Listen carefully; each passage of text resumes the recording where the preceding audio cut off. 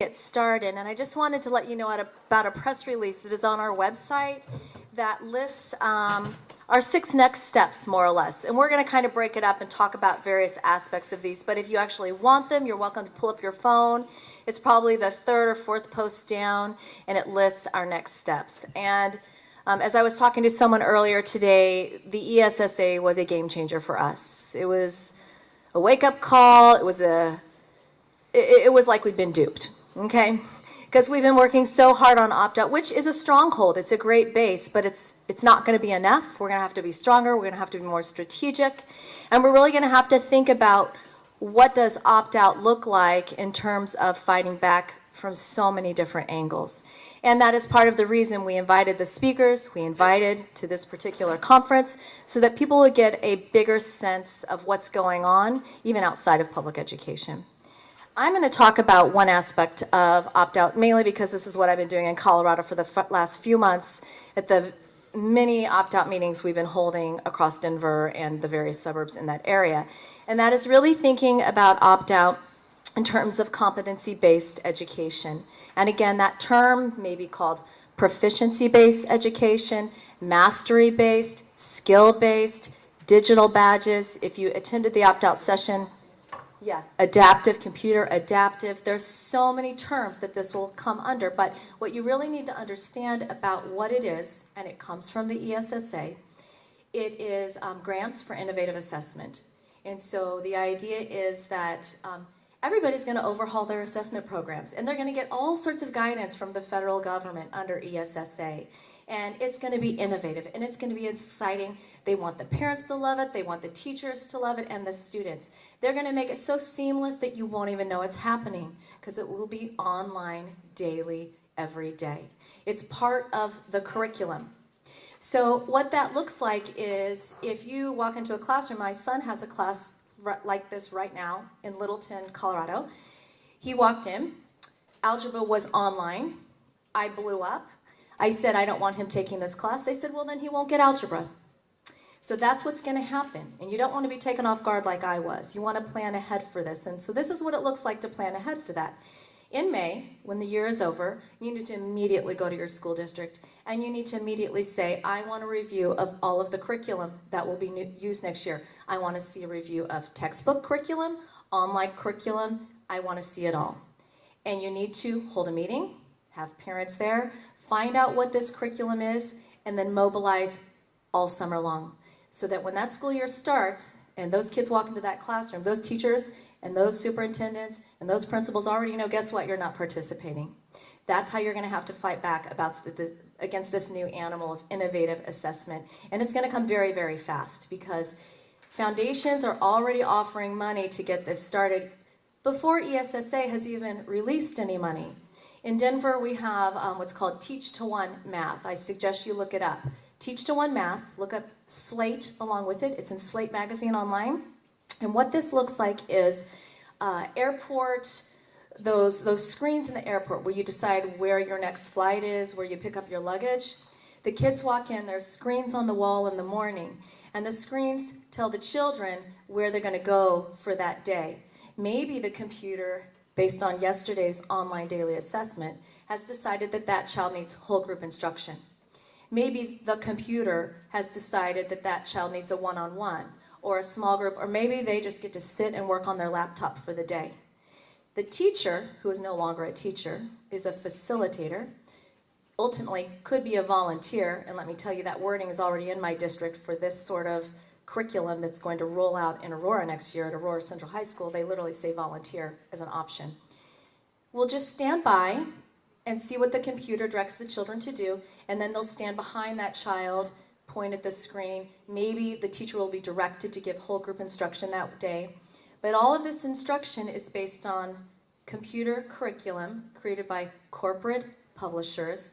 There's no student input, there's no teacher input, there's no parent input, there's no community input. And that's what ESSA is pushing. So in order to refuse that sort of curriculum, parents are going to have to be very strategic. They're going to have to mobilize in May. They're going to have to get those reviews, and they're going to have to get on social media, the bullhorn, the school board, and say, guess what? our kids won't be participating in that next year. And one parent doing it at a school will not fly. Okay? I've already got parents where this is happening, and they're like, what do I do, Peggy? I said, you can refuse it, and guess what they're telling them? Maybe this school isn't a good fit for you. So, this is happening in affluent suburbia. This is happening in urban diverse areas, high poverty areas. It's everywhere. No one is immune from it. So in May, curriculum reviews, mobilize, and we're happy to help you do that, but that's my beef on this one. I'll hand it to Ceresta. And let me piggyback on that. I think at one point in time, right before there was the plan to invade Iraq, the federal government had somehow wormed its way into public education and was collecting data and information on students and collecting it for the military effort. Two conscientious women in Miami-Dade County said this is not right. They said there has to be some sort of information that's given to parents. We were not notified, et cetera, et cetera. Same thing with this situation with the computer-based education. My district has iReady, and 3 districts in the state of Florida are going totally computer-based education. They have these tablets, they've sold it as this is such a wonderful thing, but I think what parents, one of the things that I'm going to try and work with parents to do is to get that letter at the beginning of the year that talks about your child will be engaged in X amount of screen time, should have the negative impact of this amount of screen time, so the parent is fully informed of what their child is being exposed to and has the choice as to whether or not they want their child to participate in that type of pedagogy. So I think, and as an action, we have to fight for that letter that goes home at the beginning of the year, gets a parent's signature to agree for this type of pedagogy. The letter definitely has to clearly state what the negative impact can be engaging students in this amount of screen time. To piggyback off Peggy, to move on, does anybody want to say anything about CBE? Anything else? The other thing, and Denisha will probably help me out on this one, the civil rights issue, the civil rights organizations issue, to be specific, the fact that they have signed on to damaging legislation. They don't view ESSA as a business plan, but that's what it is. Let's be real. It's simply a business plan on how they're going to take public tax-paid dollars and allow for complete and unadulterated profiteering off of our children. And that includes experimental educational policy that can be damaging. And it also, I think, includes the fact that they've sold out our civil and human rights. So I think it is essential that we do attack, and I mean attack, our civil rights organizations and fully inform them, fully make them aware of what they have signed on to, just so they can keep their Bill Gates grants. We have to tackle them right there, let them know we know that you have signed on to this effort because the fact you're receiving this funding from Bill Gates and other corporate foundations, and you're trying to keep a hold of your funding. But you cannot use our non-white children to do it. You cannot use our second language children to do it. You cannot use our children with disabilities to do it. So I think we have to make it very clear, and our impoverished children to do it. Because even though it impacts all demographic populations, of course they always wiggle their way in via these particular specific demographic populations. So, and I'll tell you the specific ones we need to go after. NAACP, Urban League, LULAC, what's the other Latino organization? La Raza. I think if we attack these 4 major ones, the other ones will follow along, the 2 major African American and the 2 major Latino. There are others. We also need to, PTSA is not doing us any justice or service as well. So that's the other one that I would add. We need to disrupt the local meetings, the state meetings, the national conventions, all of it. We need to be there present as much as we can and do the disruption, inform the membership of what this is doing, let them know that they are complicit in engaging in harmful pedagogy. Let them know that there are other ways, but we just can't go in there and say no testing, because we have to go in there and show them what can happen instead. And this is what Tim is talking about when he's referring to what is it you want to see in terms of good quality public education for your community, for your children, for your nation. So when we go in, we have to have specifics as to what we do to ensure that these particular communities are getting the education that you want them to get. Equitable, quality pedagogy. And another thing that we listed on this document, when you go on site, you'll see that there is specific data that we want collected. We itemize, we name. I can't see with my glasses on to read. I need bifocals, but you know how you get old and you try to ignore certain reality. So I think it's listed there on Peggy about the data that we wanted. I'll let her take that and then hand over to Denisha. Okay, so it's number 2, and it says, push for the collection of data that reveals how well resourced and integrated individual schools, districts, and states are in an effort to appropriate state and federal funding that negates the harmful effects of racism and poverty. Yeah, so again, the idea, these are all connected, but just on the data collection, like we really need, use the data back at them, right? They want to use data, well, we want data too. We want to know how many kids start in the school year and how many kids disappear by the end of the school year, and where do they go, and what happens to the dollars that were spent on their education? Do you keep it for providing them with a 30-day education before you send them somewhere else? Like, we want those data, and we want to be able to rate our schools based on their efforts to address institutional racism and poverty within the class, in their buildings as well. Just on the civil rights group, I think you need to understand why it's important that we're pushing this. It's not that the NAACP dictates what I think, and I really care what they think, but a presidential candidate can't come out against the NAACP, all right? It is suicide. So you can't even be against any of these things because they're saying they're for it. And so I can't ask, it's really dangerous, right? Unless you're Jill Stein and you really don't care, you're not going to do that because it's suicide. So we have to get them on our side to come, or at least call them out on this, So I'm working with my dean. As some of you know, there's the big education research conference in DC in April, AERA. And we like to do an un-AERA session because we all hate AERA. It's just requirement for our job to show up and be there. And so I suggested to her that we invite, because they're all headquartered in DC, we invite several of the heads of these organizations. There's one guy that was actually a professor at my law school. He's the head of the Leadership Council. He admitted to me in class that he's on a board for testing, and that's why the Leadership Council came out for more testing.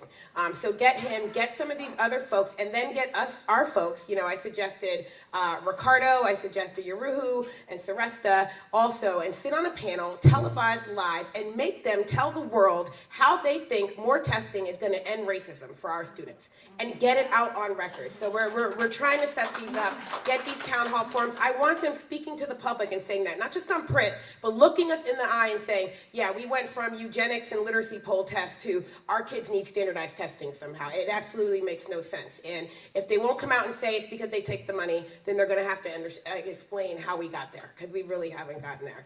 I know Tim might talk about this too, but on number 3, we say push for protections for the teaching profession and public school funding that ESA policy attempts to tear down via the implementation of fully alternative teacher certification programs and the unregulated charter industry. ESSA will decimate teacher education programs at universities. It's in the writing. I'm in law school for a lot of reasons. One is because I want to have a job in 20 years as a professor of education if we don't do something right now. They're giving it all away to these graduate relay schools, Teach for America, and these other fly-by-night operations that don't know the first thing about preparing teachers who really teach, but they're good at preparing 2-year attempts to raise test scores. That is all they care about, and that's all they're going to produce. And so I envision my first case as a lawyer be defending a teacher who is traditionally trained, who can't get a job because her master's degree is worthless, and we're going to sue somebody because that is ridiculous. We were told that to become a teacher, you had to jump through these hoops. You had to get a degree, and we did what we were told. And now you're telling me that I got to compete with some young person who hasn't done what I've done because you're making them insta teachers? That's not okay. We need to fight that. You know, we need, so you invested all this money, what happens? They're insta teachers, they're not, yeah, they're just automatic, right? Yeah. And you know, this is not alternative certification. Don't let them confuse the language here. We've had alt cert for like 50 years now.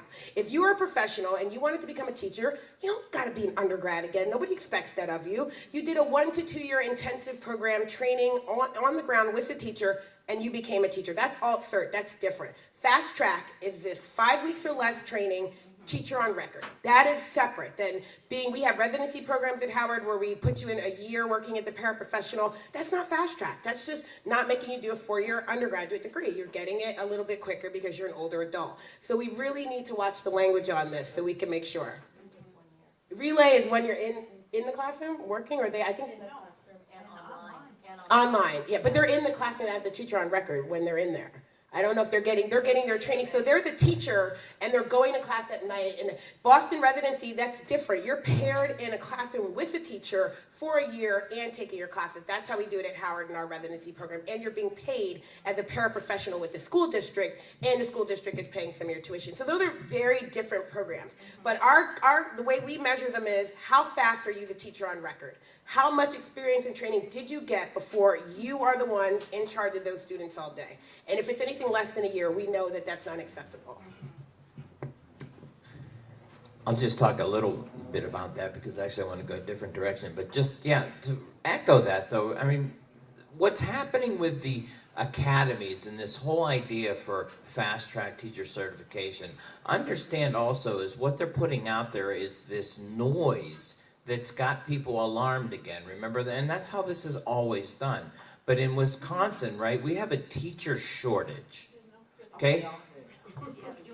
I say we don't.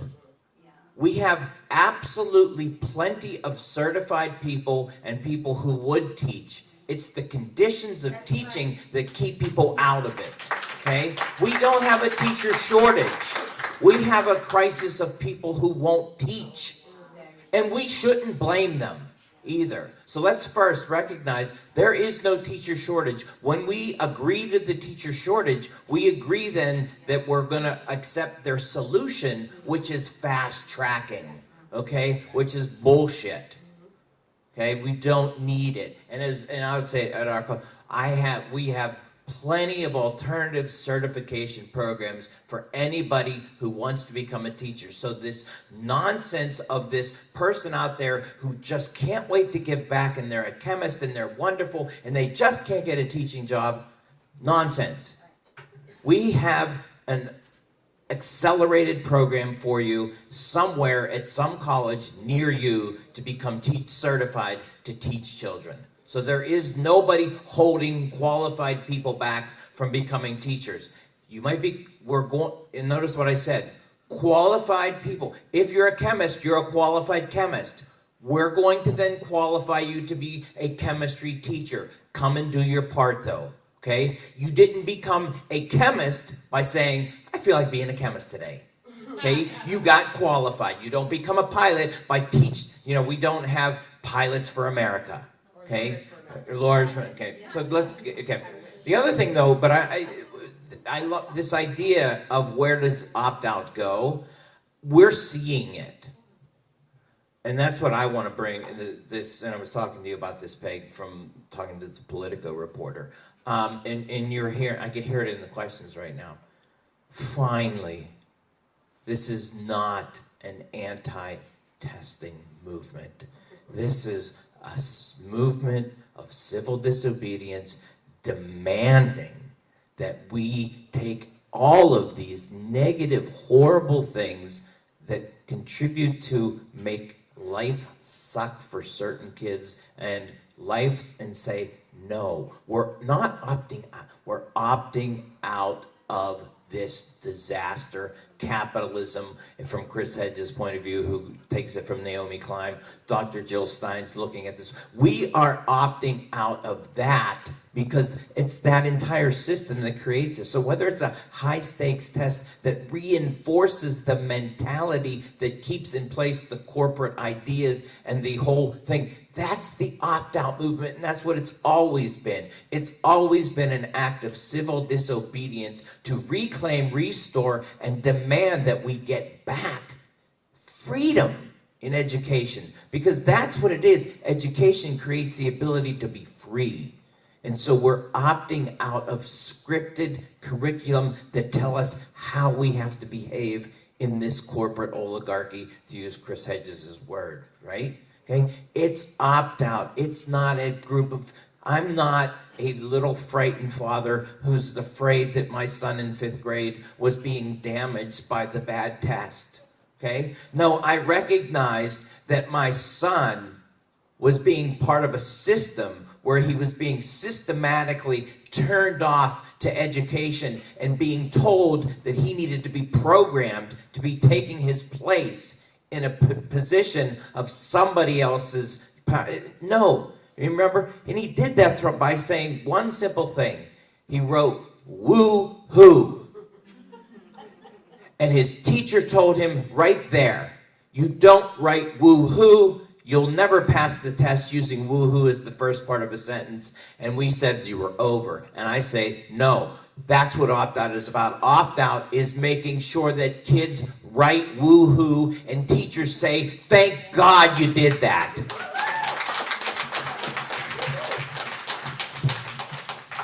I want to add to that just an experience that I've had this year as a language arts teacher teaching 12th grade. I gave my students the assignment, instead of just reading Macbeth and reading Othello, they were placed into groups and they had to do their mini productions of scenes. And of course, the vast majority of them were totally lost. How do we do this? How do we recreate a stage with our classroom? How do we get costuming that reflects medieval period? How do we memorize all these lines, Miss Smith? And I just said simply, you'll do it. You'll get it done. Well, here's what I noticed. When it came to the actual days for production, where the kids in their groups actually did their performances, in this one period, I have a group of Latinas from Cuba. Most of them had just come to the United States this year, this school year. They started the school year, and when I asked them, because they still have very thick accents, even though they speak English pretty well, I asked them, well, how long have you been in America? Well, I got here last week, I got here last month, I got here. Those kids from Cuba, when it came to their stage productions for the Macbeth scene, where you have where Macbeth has the second encounter with the witches, and they let him see his future, so to speak. 3 apparitions appear. These young ladies put together the scene in a way I've never seen children do it before. They came in with spiders and bones and all the things you think would accompany witches, with a brewing pot, with outfits that reflected witches as they were described by Macbeth and Banquo in the early part of the play. They had the actual infant, as they tell Macbeth, he will never be murdered by anyone who was born of woman. They had an infant baby in a bloodbath.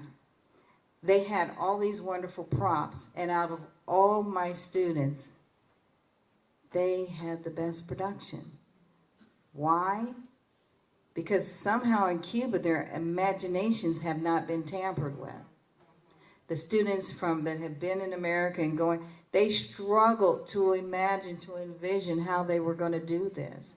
And I said, these young ladies who just took the TOEFL to pass into regular language as opposed to ESOL, did an amazing production.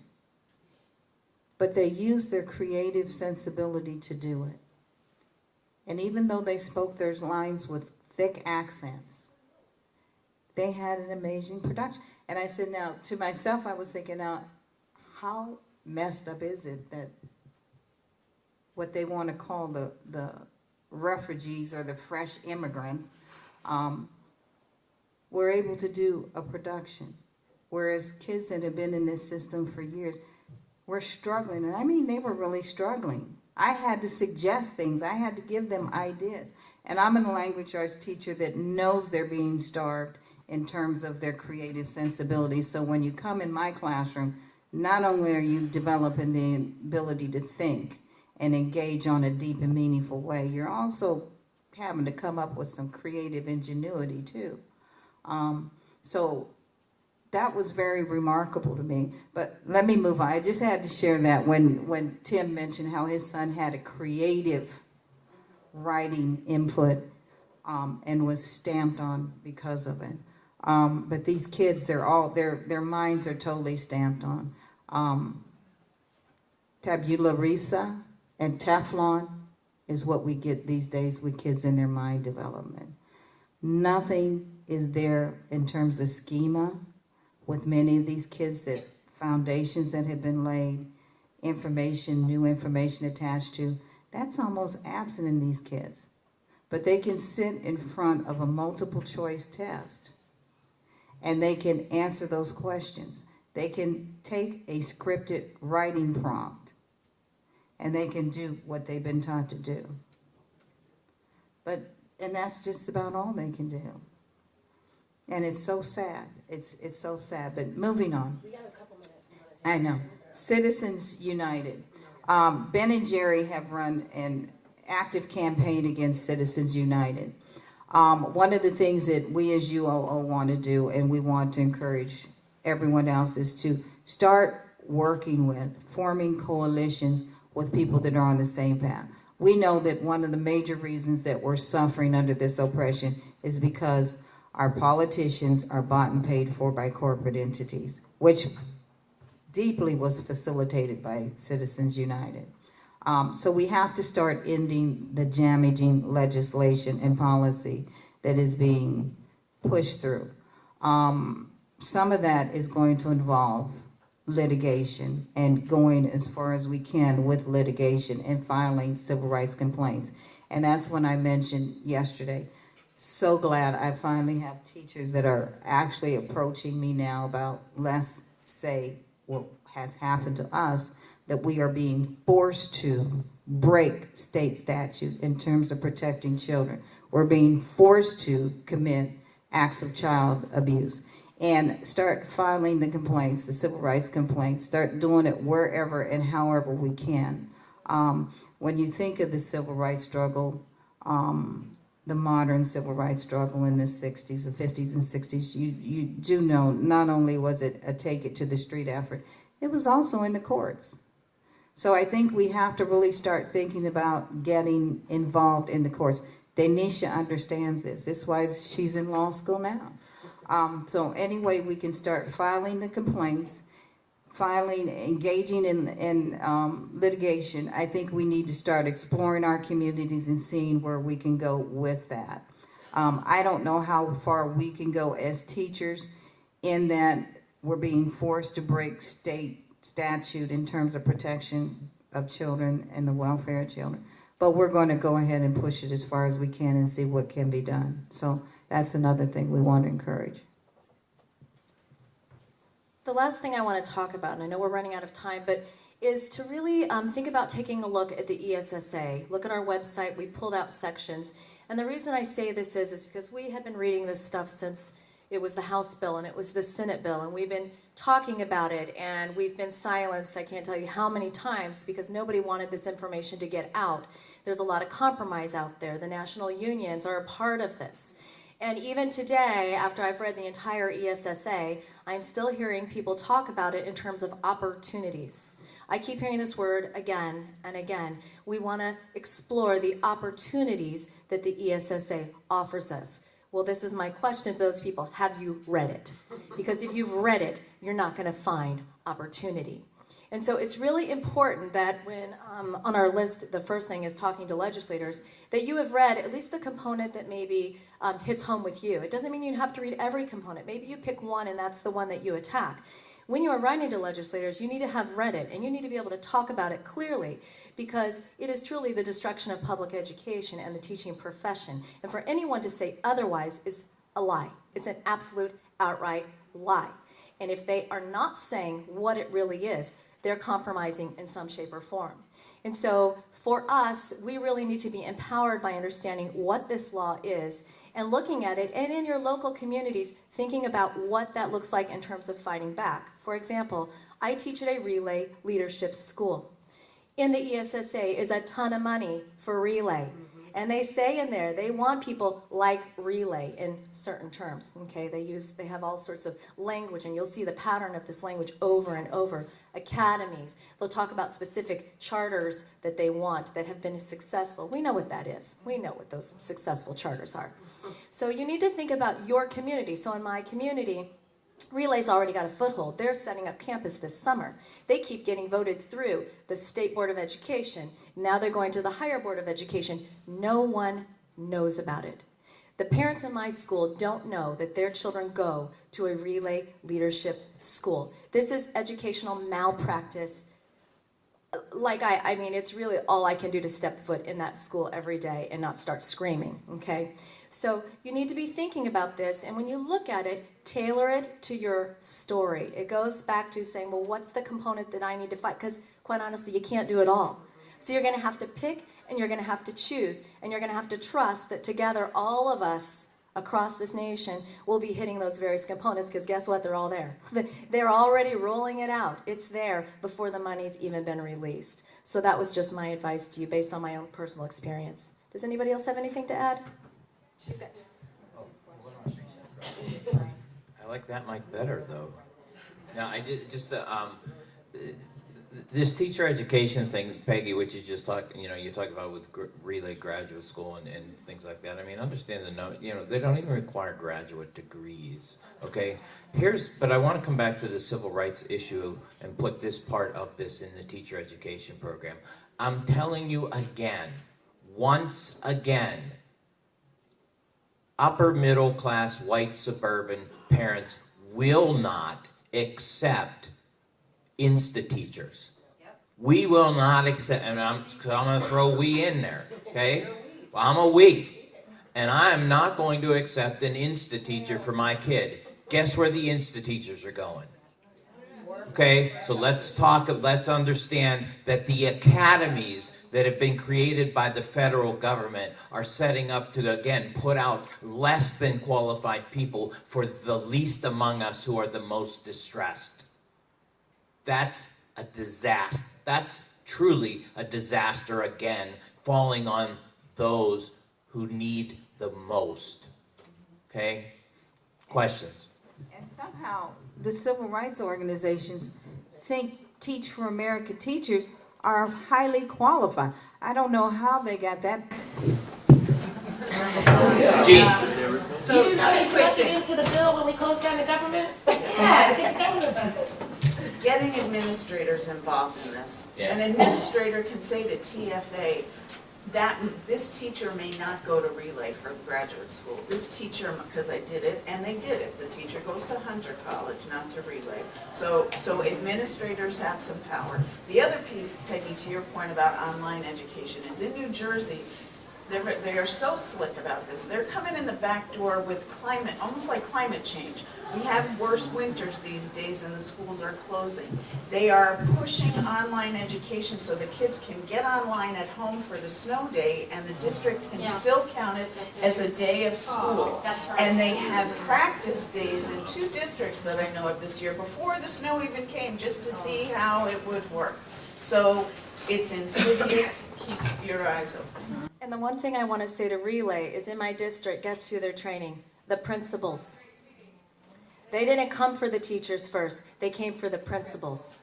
And so all of the teachers have been silenced in my building. They next voted in to allow Relay to train principal supervisors. So that's the route they're going before they even hit us. Thank But some of us are, so I hope to be. Bess, and then the young lady back here. Bess, and then, yeah. Now, just a heads up, that in the ESSA, they talk about other measures of school quality. And in my school district, what they've done is they've brought in the Gallup company, the Gallup people who do the polling. They are making now a fortune on what they call engagement surveys and strengths training.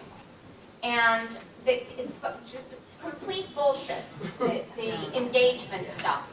I mean, they never talk about why teachers aren't engaged, but they'll say, oh, you know that 50% of your teachers are not engaged.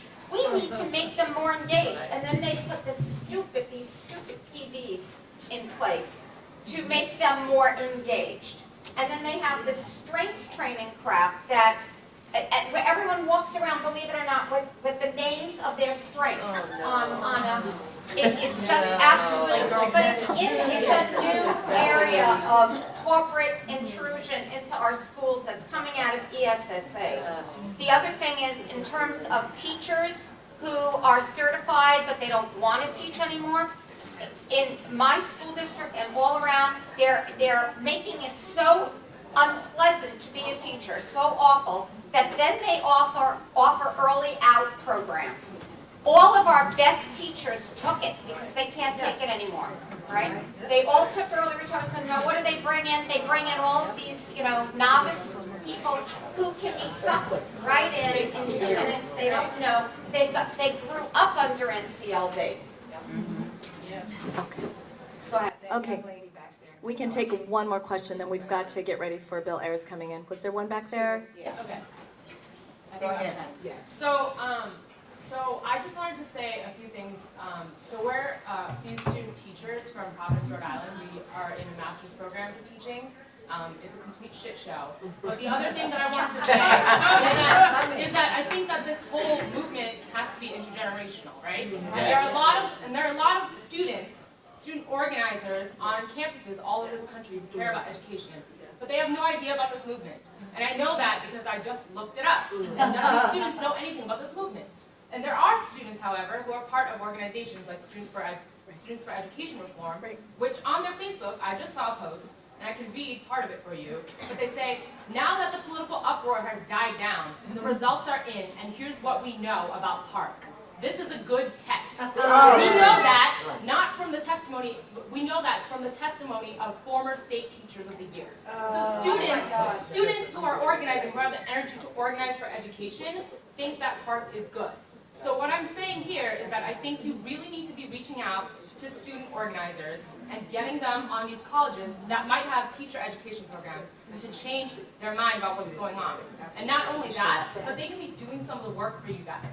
If you need to be gathering data, and you need to be doing these maps, overlaying data on like homelessness and poverty and race and class, like all of that stuff, students do all the time. We have bullshit assignments that I wish I would rather be doing something for you.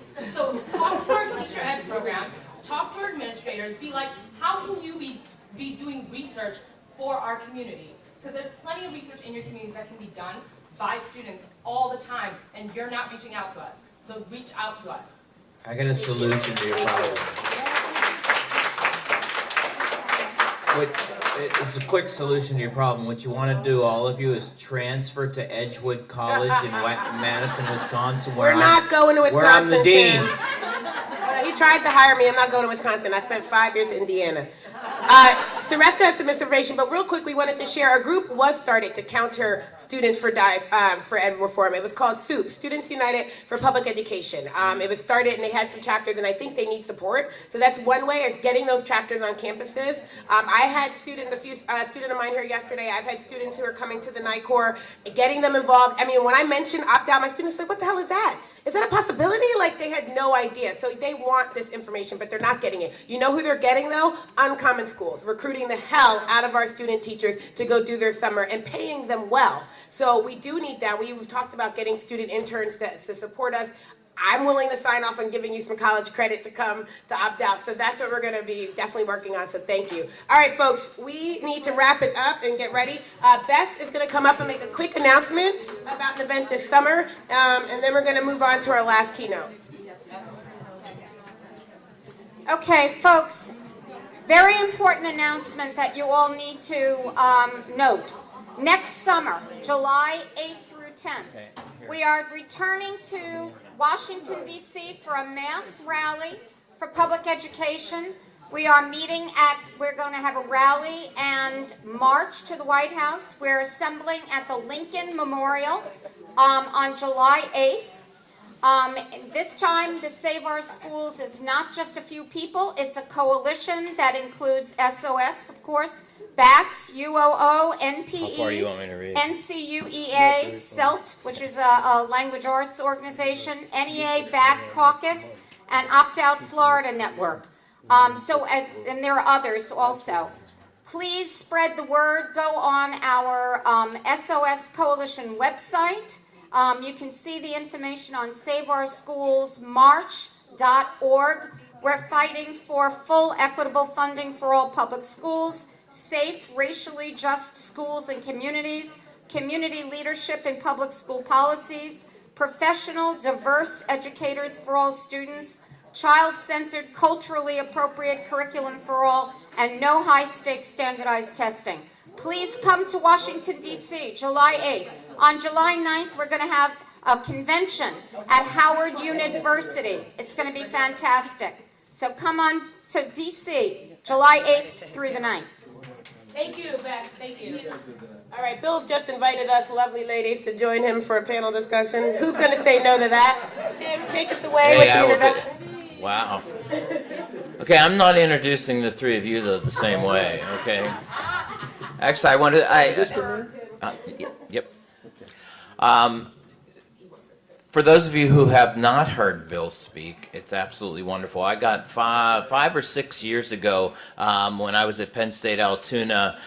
Bill met a colleague of mine, and that colleague of mine convinced Bill to come to Penn State Altoona and talk. And of course, at that time when we made it public that Bill was coming to talk at Penn State Altoona, of course, there were people who said, "Why would you do such a thing?" Okay? But the best story, though, was when this is in Altoona, where these 3 camouflaged duck hunters that showed up specifically to tell Bill that he was wrong about everything, and within 3 to 5 minutes, I was talking to those duck hunters, and they're like, "He makes a lot of sense." That's my favorite audience, is duck hunters. Now, if you can take duck hunters that came out to get you and go, wow. So with that and all of the other things in book, the new book coming out, Bill, is Teaching with Conscience in an Imperfect World. Teaching with Conscience in an Imperfect World, his new book. Scholar, retired activist, or never a retired activist, retired scholar, not even a retired scholar, retired university president. Bill Ayers, welcome to United Opt Out. Thank you.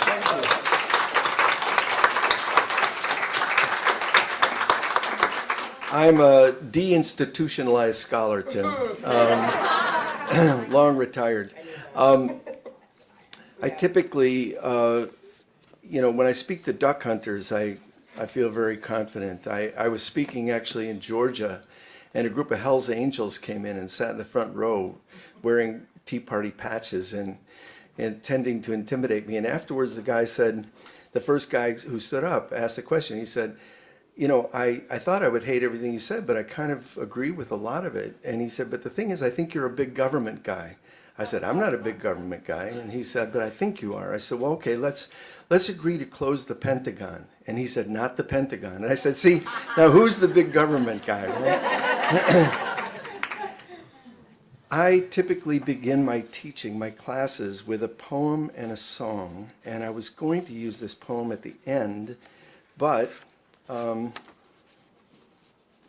I've changed my mind because my mind is so full from the last day and a half that I'm kind of have too many scattered things to say. I called this talk Lesson 1 I Would Sing, and I took that from a poem by Judith Ortiz Cofer. And you may know the poem, but I'm going to read it, and you have a thing to say at the end, so pay attention to the very end. It's short. In Spanish, cantaría means I would sing. Cantaría bajo la luna. Under the moon, I would sing. Cantaría cerca de tu tumba. By your grave, I would sing. Cantaría de una vida perdida. Of a wasted life, I would sing. If I may, if I could, I would sing. In Spanish, the conditional tense is the tense of dreamers, philosophers, fools and drunkards, widows, new mothers, small children, old people, saints, and poets. It is the grammar of expectation and the formula for hope. Cantaría amaría viviría. Please repeat after me. I would sing. I would love. I would live. That's the poem. And I also typically begin with a song, partly to make the point that singing brings us together,